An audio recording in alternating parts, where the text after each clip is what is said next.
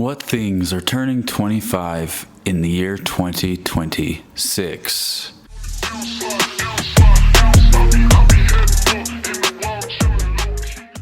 Welcome back, everybody, to the Detour Podkast. I hope you're all having a wonderful morning today.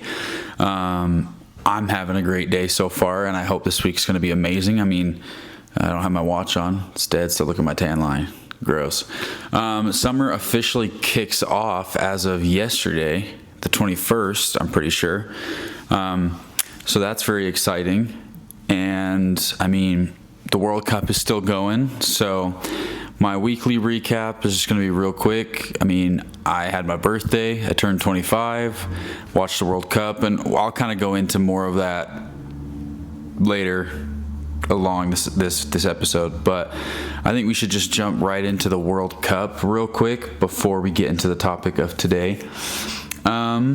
Let me see. Friday, USA played Australia, and we won 2-0. So we move on to the next stage, which is the single elimination stage. I don't think we have anybody who we're facing yet. Let me actually double check that real quick. Bracket. All right. Yeah, we don't have anybody yet. So Mexico, Germany, and the US are the only teams so far that have made it to the next stage. So that's exciting. I mean, we're killing it this year, and our captain, we didn't have him in the game against Australia, but we still beat him 2-0. So I don't know. It'll be exciting. I've been having a lot of fun watching this. At Dick's, they have these like mini. I'm seeing it right now. They're called Trionata Mystery Mini Balls, and you can get them, and you can get like the Canada, the US, the Mexico. There's a golden ball, and then like a multi-city ball, and it's pretty cool. So I have Canada and US, and I was told Liz, my girlfriend, she was saying that when she went there to get me one for my birthday, that there were grown men opening the boxes and opening the bags to see what one they are, so they're paying for the one that they want. Which I'm like, you're grown men. That's absolutely embarrassing. So, I mean, it is what it is. We got a few good games as of today, Monday. We have Argentina versus Austria.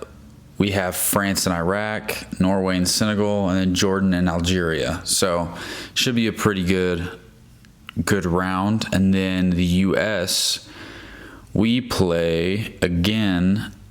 Let's see.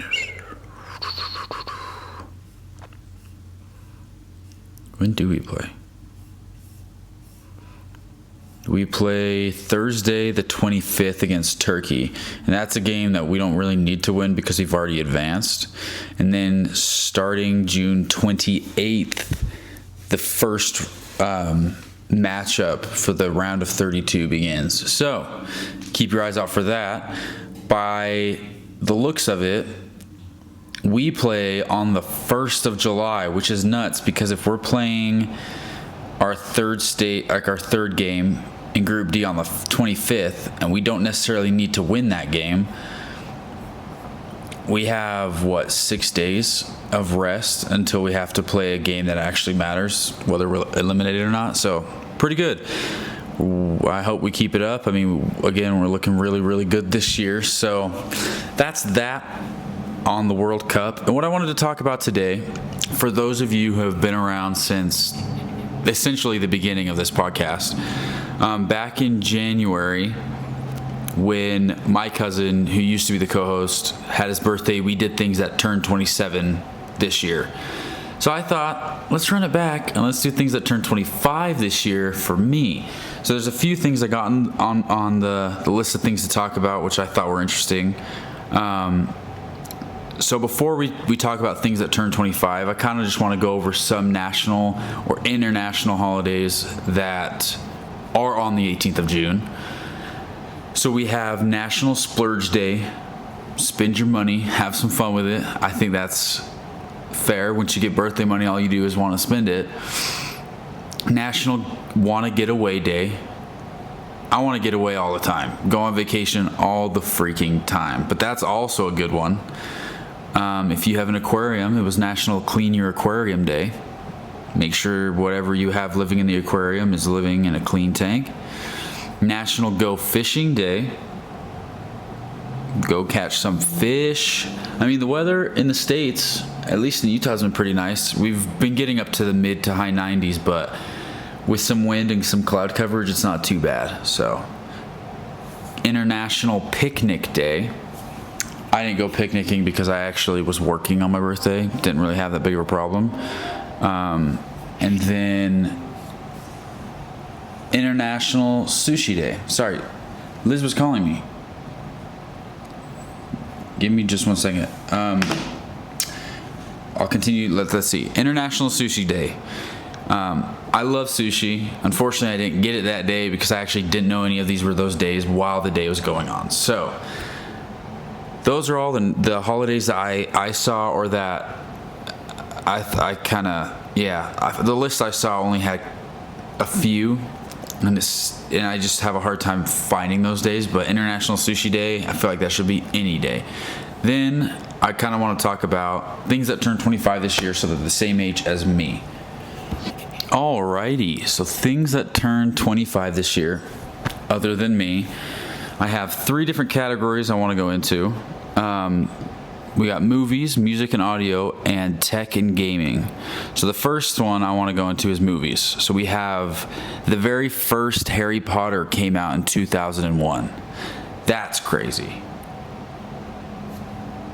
I didn't realize, I knew it came out in 2001, but when I think about Harry Potter, I don't think about it being that old. I think about it maybe being like 20 years old, but the movie coming out in 2001, dang, it's old. And that means those books are even older.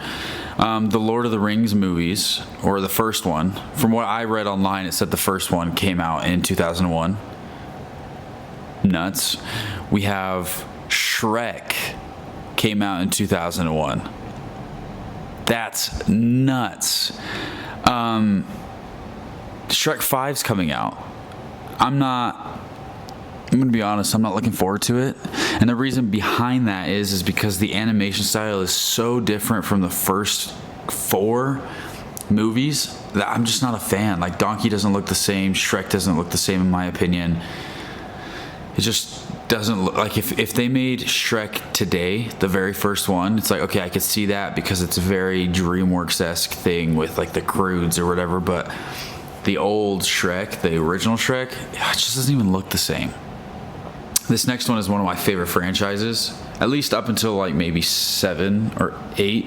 I didn't really like the newer ones. Fast and Furious. The first one came out in 2001. I love the Fast and Furious. I think my favorite one has to be Tokyo Drift, even though it's kind of like its own like little side story within the universe. It's just so nuts. I love watching the drifting, the cars. My favorite cars are Japanese cars, and especially the way they're tuned up with the way they are for drifting. It's dope. But yeah, I love like Brian O'Connor's cars in the series because he always is driving like a Subaru, a Mitsubishi. The most iconic car is his Nissan R34 GTR, which is nuts because it's a sexy looking car. And then he drives an R35 later on, but like in the very beginning ones, he would drive that. I don't know. Pretty good movie series. The next movie is Spy Kids. Yeah. That one I remember growing up and watching, and it's pretty good. I'm gonna be honest. If you don't think Spy Kids is good as a kid, come on, son.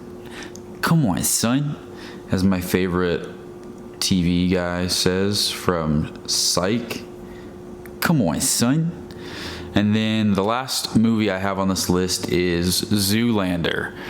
Pretty funny movie, a pretty good movie in my opinion, but some of these, when you look back at them, it's just like you don't realize how old they are until it registers that, like, holy crap, that movie was made so long ago. Like, if you're not paying attention to when a movie came out, you don't think it's as old as it is. And I think that's what is weird is like, yeah, I'm 25, not old by any means, but when I think about what I grew up on versus what today grew up on, I'm like, wow, everything I grew up on, it is really old. And like, when I think about, 20 years ago, I think about like the 80s to the 90s based off of growing up in like the early 2000s, right?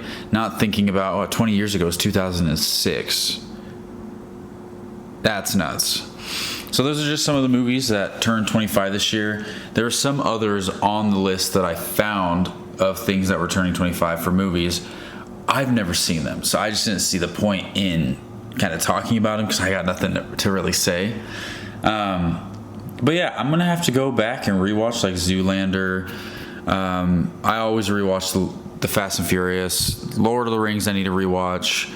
And then my family, every year we do a Harry Potter marathon. Not necessarily, I guess you could say it's a marathon, but it's not necessarily a marathon. So every weekend we plan it out so the last one we watch is right before Christmas. Every weekend leading up to Christmas we'll watch one Harry Potter movie. And we've done that for as long as I can remember. But so those are the movies. Now, music and audio. These ones just baffle me to think that these came out in 2001. So we have Alicia Keys' Fallen. That song came out in 2001. That's a good song. I honestly, anytime any Alicia Keys song comes on in the car, it's like one of those things of I get the chills and I'm like, woo wee! Like I'm just like so stoked to listen to that song. Like it brings me full of life when I listen to Alicia Keys. So I love her. We have Trains, Drops of Jupiter. That's a really good song. I always knew that one was kind of older, so that one didn't really blow my mind. But One More Time by Daft Punk actually blew my mind. I didn't realize that was as old as it is. But then when you look at Daft Punk, I didn't realize a lot of their like really good songs or more popular songs are as old as they are, from like the early 2000s to the 90s, right? It's crazy how like time warp happens when you're not looking into details and stuff like that. How You Remind Me by Nickelback, and then You Rock My World by Michael Jackson. I didn't realize that one came out in 2001. I think my mind is so weird when it comes to Michael Jackson because I just think of like, the Jackson 5 in the 60s, Michael Jackson 70s, 80s, maybe early 90s, but then when it comes to anything released in like the 2000s, it's just like, it doesn't even compute that like that's possible that he released music in the 2000s, just because everything kind of has the same vibe. Just freaking Michael Jackson, man. So my mind puts him in that era. But yeah, those are really the only songs that came up when I was doing it. There's probably a lot more. I think there's a few I've never heard, so it's just kind of like the movies. I'm not going to talk about it if I don't know what it is.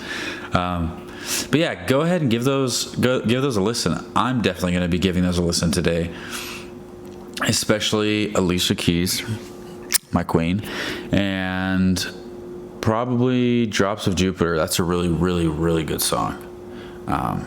Now, tech and gaming, from what I saw, 2001 was like a revolutionary period for what came out in terms of tech/gaming. So like, for instance, the very first iPod came out in 2001. And with that being said, iTunes came out in 2001. So pair those together and you have portable music on one of the most like amazing and revolutionary piece of technology, because then it took, the iPhone can do this stuff, and there's an iPod, and then we put them together and you got music and a phone. But like, iPod was just so revolutionary to be like, I can hold hundreds, depending on, because I know it was more of like, what was it, megabytes of storage, just because as time goes on, you could figure out how to make bigger storage, but still hundreds of songs, so different from before then. Like, it was such a life changer, and especially because Apple, man, was great. I still think Apple is great. I mean, I use an iPhone, I use a MacBook, but at the same time, I think there's just so many cons to how Apple has turned out now that kind of just like, I don't know, I'm torn. I miss the way Apple used to be, but I'm not opposed to Apple now. We have video games. So for instance, the Game Boy Advance came out in 2001, as well as the Nintendo GameCube, which was the biggest key staple to my childhood ever. I grew up on that with my cousin. We'd play Mario Kart Double Dash, we'd play Super Smash Bros, we'd play whatever games on it. And that was always the best. We'd have sleepovers with my grandma. He'd bring it over. We'd play loads of games. Like, that was such a staple. And then one of my favorite gaming consoles is the Xbox. The original Xbox came out in 2001, and it came out with Halo. So the Halo franchise also started in 2001. So, I mean, I'm a gamer, not necessarily like a pro gamer, obviously, but I like to consider myself a gamer because I play loads of video games. And to know that one of my favorite consoles came out the same year I was born, with honestly another staple of my childhood, Halo. I grew up on Halo 3 on the 360. And that was like one of the very first shooter games that I played. And it was such a staple because to be able to do those matches where you could play against your friends there's just like every vehicle you could get, so you could fly around in the ships and drive the warthogs and, the side, like the four-wheeler quads, like stuff like that. That was super fun. And then, oh, hey, buddy. It's okay, Smitty. And then Windows XP came out, and I know that's revolutionary for where Windows is today. So, all right, no more. You can't be by the window. You gotta sit with me on camera. So Windows XP was pretty good, revolutionary, like I said. And then another game that came out, I'm pretty sure this is the first one because of what it said, is we have Animal Crossing. Animal Crossing came out, and it's huge. There's Animal Crossing. The only one I know is New Horizons because I got that during lockdown. But it's huge. That game is super fun. And I'm pretty sure, I saw it on the list. I don't know why I don't have it. I'm pretty sure, let's see, I don't think The Sims started, but I think The Sims 3 came out in 2001. So or Sims 2, wait, let's see. What Sims came out in 2001? Oh, no, the original Sims came out in 2001. So The Sims also started. Oh, wait. In 2001, Maxis and Electronic Arts released 2 official expansion packs. Okay, so The Sims came out in 2000, but then the first expansions for the game came out in 2001. So close enough.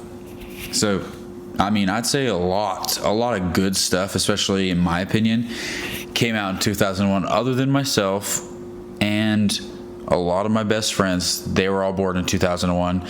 My buddy Tate, Trent, Trent actually was born in 2000, but Tate, he's turning my age in 2000, in July of 2026. He's turning 25, but yeah, he was born in 2001. A lot of my friends, obviously, because of school and stuff, were born in 2001, but I don't know. I'd say that was a lot of there's a lot of good stuff, and it's a good segue into what I want to talk about next, is things that make you realize that you are getting older. Because looking at all these things, I didn't realize that the iPod was that old, because it makes me feel like I'm so old. Because when you look at old technology, right, you're like, wow, this is so old, like it brings back memories. Or younger kids are like, this is ancient. And you're like, wow, it must be freaking ancient, like coughing up dust or farting up dust or something. So I have a little bit of a list of things that I found online that I can relate to, but also things that I wrote down that I find myself thinking about all the freaking time. And the first one, which I literally said the other day, when I go out anywhere and I see any kids, stupid kids, like, wow, these are dumb kids. That's why I don't go anywhere, because it's dumb. Like, kids are acting up. Even though when I was their age, I was doing the exact same thing. But it's just like complaining about how kids are. I'm not that old to be complaining about kids, but at the same time, maturity is different as you age. So that's kind of nuts. The joy you get from when plans get canceled. There's nothing there's not a better feeling than being like, all right, we're going out tonight with friends, we're doing this and that and this and that, and then all of a sudden, oh, plans are canceled. I'm low-key hoping that they are, unless I'm the one planning. More often than not, I'm low-key hoping the plans get canceled, because I'm like, this couch is kind of comfy, you know. My show's seeming very, very attractive right now, or I just want to play games or relax and stuff like that. There's very few things that are a better feeling than the joy of cancellation. This I feel every single day. How rough it is and how hard it is to stay up past 10 p.m. The way your body just starts shutting down. It's like, it's bedtime. Like, it's time to go to bed. It's too freaking late. And I mean, especially if you have a full-time job, I wake up at 5:30, about 5:50 Monday and Friday, and then 5:30 Tuesday through Thursday because of work. So it's like, even on the weekends, it's hard to stay up late. But then my body also wants to sleep in all the time, because apparently I don't get enough sleep. But still, yeah, staying up late is rough. And anytime I'm out and about and doing stuff, I'll find everybody just like, yeah, party. And I'm just like, I'm ready to go home. I'm falling asleep. These next two actually kind of coincide with each other, but I feel this on the daily. Getting excited over anything regarding your apartment/home. So like silverware, knives, plates, cups, if you got a new cutting board, if you got a new cabinet, if you got a rug, a couch, a seat, new bedspread, pillows, pictures, anything, right? Getting excited over, I got a blender. Like, you get so excited over these things, and it's honestly kind of nuts, because when I was younger, I never would get excited about, these plates look really nice, or I really want this cupboard, and it'd be really nice to decorate this way. This picture would be really nice, or this rug would look really good with how I've decorated my apartment. Like, I've never think about anything like that, obviously living with my family, because all that you care about is toys and treats and money. But now it's like, I'm getting stoked over, like, I got a new cabinet that I put my books and my board games and my puzzles and stuff in. It looks pretty nice. Like, the apartment, other than the fact that I need an area rug for the couch because it's honestly kind of rough, it's coming together quite nicely, and I get stoked about it. And then the next thing is buying furniture is exciting. Like I said, getting a cabinet, a couch, a chair, like anything like big like that. You get so, like a bookshelf. You go through the lengths of comparing. Like, I went through lengths for my new cabinet, because it's like, essentially it is kind of like a bookshelf, but you can choose to put doors on the bottom half. So it's like a cabinet, a cupboard, essentially, something like that. The lengths I went through in comparing what I wanted. Okay, let's compare these. I like this one. I like that one. Ooh, I like how this is half and half, blah, blah, blah. I like the color. I like this, the size. Like, you go to lengths to compare all this crap. And it's so exciting, because then you build it and you put it up and you're like, this just feels more like home, and it's nuts. So yeah, I'd have to say, honestly, I get pretty stoked about buying furniture. Like, I just got a desk that I can use to, like, it would basically a stand-up desk, so I could have it where I could sit, I could have it where I stand. Like, I've been getting super stoked about that, because I don't want to sit all the time, because I have to, like, I work all the time, I feel like, and I'd like to at least stand when I'm working from home. And I got one of those like little walk pads, so I can walk while I'm working, so I'm staying fit, staying healthy. But yeah, the next one is when people say, let's listen to like an oldie or old music, and they play anything from the 2000s to I'd say the early 2010s. So anything, I'd say beyond 2015 isn't as old, but anything like 2015 prior, when they say that, you're like, oh my gosh, I remember, like, I have memories of growing up listening to that song. And to me, it's not an oldie, it's more current. Like, I personally don't listen to much of the modern music. I think it's terrible. Everyone sounds the same. But when it comes to like what I listen to, I find myself listening to a lot of like 2015 and anything beyond, like prior to that. So it's kind of just like, you're hurting me. Like, I'm not that old. Don't make me feel that old. Another one looking back to kind of that era of like 2015 is YouTube back then, because I grew up on YouTube. It was like, as a kid, it was like your religion. Like, for instance, oh, it's okay, buddy. Like watching Vanos Gaming and, Wildcat and all of them play games, or watching, who else, like Tobuscus when he was big, like any of the big Minecraft YouTubers, or who else did I watch? If you look back at like any of the YouTube rewinds, I watched a lot of the people that were on those rewinds. But yeah, some of my favorite was just like the Vanos crew and the way everyone was. And to be honest, as a 25-year-old, I still watch them now just because they're so funny. The jokes they make, it's just one of those things of like, I watch it to, get a little laugh, let some stress out. And it's fun. But like looking back at that, I'm like, oh my gosh, that was so long ago. And the way that trends are and how life was so different compared to now. I mean, that was 10 years ago. 2016 was 10 whole years ago, which is freaking nuts. The point when you have to start listening to your body to see if you could do anything physical is nuts. Like, okay, how are my knees feeling if I'm going to go for a run? Okay, if I'm doing a chest or a push workout, how are my shoulders feeling? Or, when you wake up, if your back hurts, I got to do some stretches and stuff like that. Like, I'm going to be honest, I encounter those, but I feel like it's like a very random encounter, but I still encounter them. And knowing that, like, I really can't push myself as hard as I want to today, mentally I'm ready to go the 9 yards, but my body's saying, let's make it light today. And it's kind of nuts. Thinking about my age, 25, right? That is halfway to 50. When you're 10, you're halfway to 20, right? And that's like, oh, it's not that bad. But being 25, knowing that, okay, I've lived half of what it is to get to 50 years old. And 50, I mean, obviously is older than I would say it's not super old, but in comparison, it's pretty freaking old. So if you're 50, you're old as crap. But yeah, that's also really, really, really, really nuts. On that kind of trend of being halfway, a lot of people are getting married and having kids now. I'm not. So seeing that is like, oh my gosh, I'm old if everybody my age is having kids and getting married. And also, especially when kids younger than me are getting married and having kids, which is what the last one on my list is kind of about. And I'll actually say that now because I think those two kind of correlate as well.